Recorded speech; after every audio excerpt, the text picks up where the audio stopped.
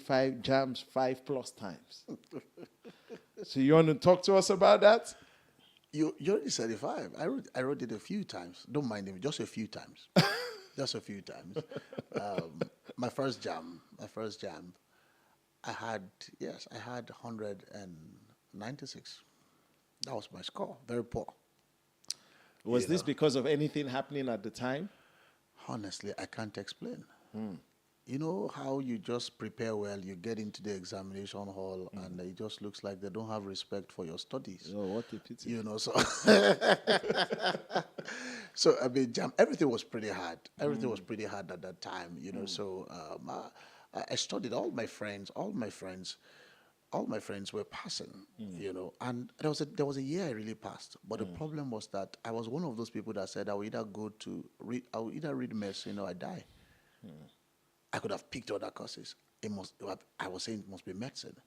And number two is either Unilag, Oh, no lie. University of Ife, or no other school. Okay. When I would have picked another school, I don't know how those things got into my head those times. I mean, but I wrote it the first time with my full chest, second time, third time, fourth time, fifth time, then the sixth one they seized it. And I knew why they seized it because I was told that you shouldn't write more than 5 times. So the sixth one, then I attempted the seventh one, but I didn't write it. So one day I spoke with, and this is for real, I spoke with the staff in JAMB. I said that this brochure of JAMB, there's always this guy that they put his name in front on how to fill the JAMB form. His name is Adamo Siroma something. I said, can they remove his face? That they should start using my face. Because by the level of investment that I've put into JAMB. this place, I qualify to be a JAMB ambassador. Yeah. But the rest is history. Yes, of course, of course. So now you're in the you're a Forbes coach. You do so many things. You've spoken about teacher training and all the things that you're doing. How do you continue to develop your leadership? So I think the signals of leadership begins with clarity. I think it begins with clarity. Clarity is very powerful. Clarity is what helps you to know where you're going to. Clarity helps you on the journey of purpose. Clarity helps you to know where you should defer to per time, where you should invest your time, your energy into, deploying them properly. Clarity is what helps you to pick up very fast and not waste your time. So clarity is very, very powerful. So my leadership journey started with clarity. When I got clarity, and clarity is a journey, finding your purpose is a journey, but you should embark on it. The next thing I will talk about is alignment. Alignment, very important. If you, when you're driving your car, and your tires need alignment. When you turn right, your tires will obey you. They either stand straight or they go left. They're trying to say that now you are putting a lot of force to move right.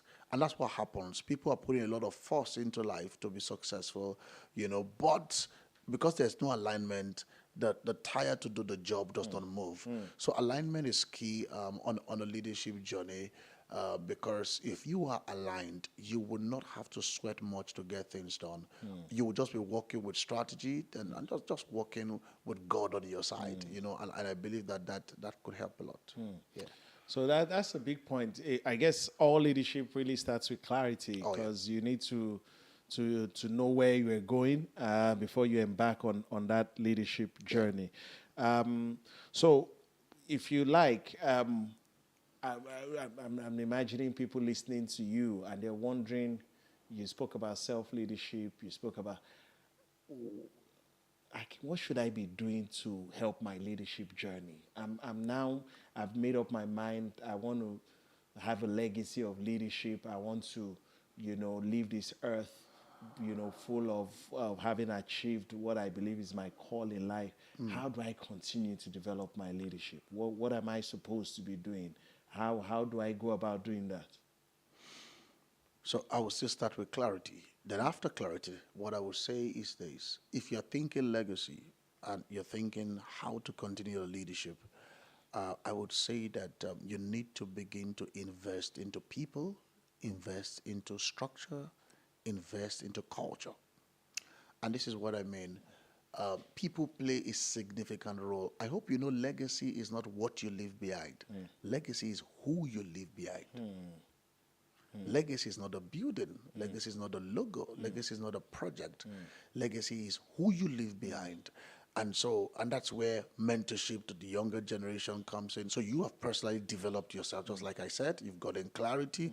Now you're pouring yourself into people, and this is one of the things that I've noticed, Essay, that every time I pour myself into people, everything I know, I pour it out. Then it helps me to attain or ascend to a new level of knowledge. So now I get new stuff inside of me. What people fail to know is they're always, in Africa, we are power brokers. We are knowledge, we hoard knowledge. Yes. So we Especially in believe that, politics. when you give trade secrets and people will fly, and no, you've got to learn how to pour what you have so that you can get something new.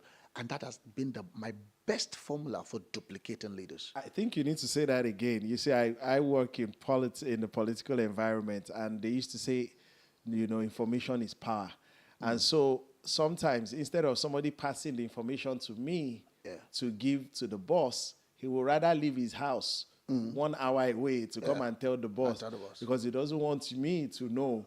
And if I know, then I get the credit. And we live in that world. You could, whatever industry you put it into, you will see a situation where people are hoarding knowledge, or they believe the more I tell, maybe the less I know. And I think you just broke that glass right there, that there is it's like you empty yourself so you can receive more. And I think that's a very important mindset shift, or a paradigm shift that we need to have, that the more we pour, the more we can receive. The more we pour, it's almost like you grow your capacity to build others. Yeah.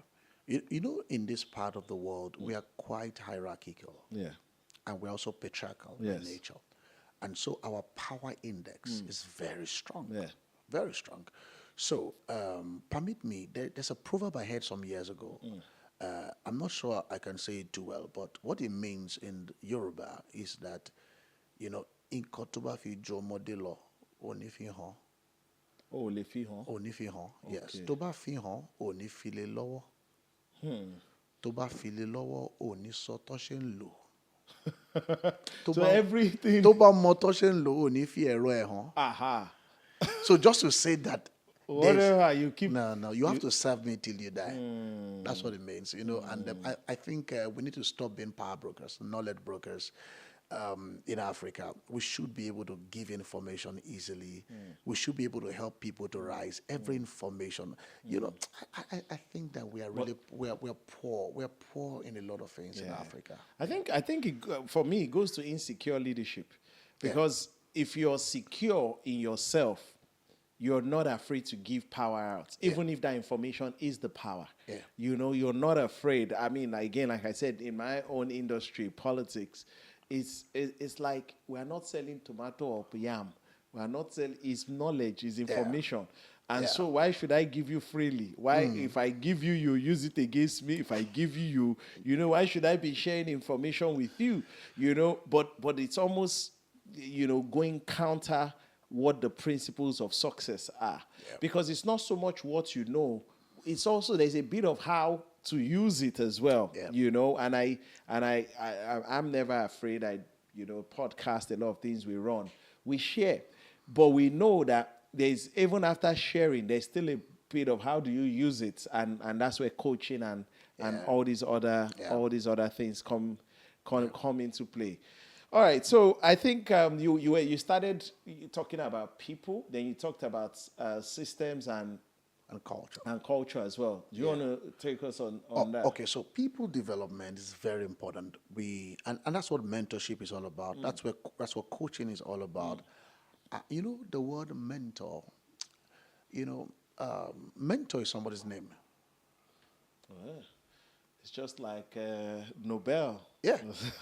Mentor. Yeah. Mentor is somebody's name. In fact, if you read the Adisa story well,